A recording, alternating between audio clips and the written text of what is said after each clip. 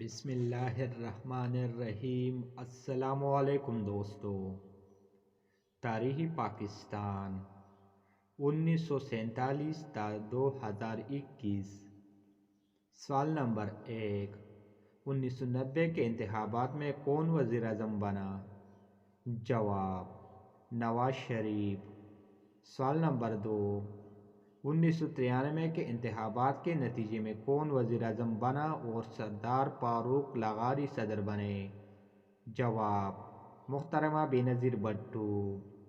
سوال نمبر 3، فروری 1997 کے عام انتخابات میں کس پارٹی نے بھاری اکثریت سے کامیابی حاصل کی؟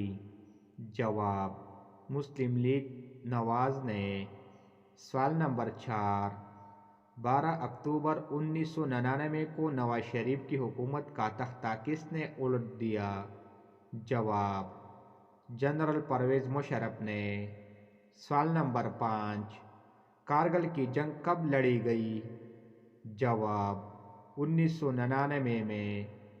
سوال نمبر 6، 12ویں دستور ساز اسمبلی کے لیے انتخابات کب ہوئے اور کس پارٹی نے اکثریت حاصل کی؟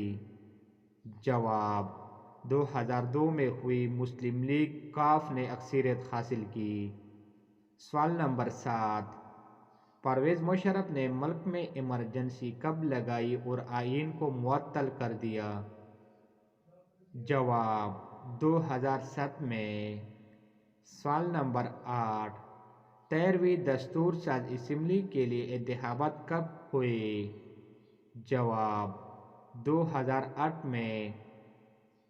سوال نمبر 9، 2013 کے عام انتخابات میں کس پارٹی نے اکثریت حاصل کی؟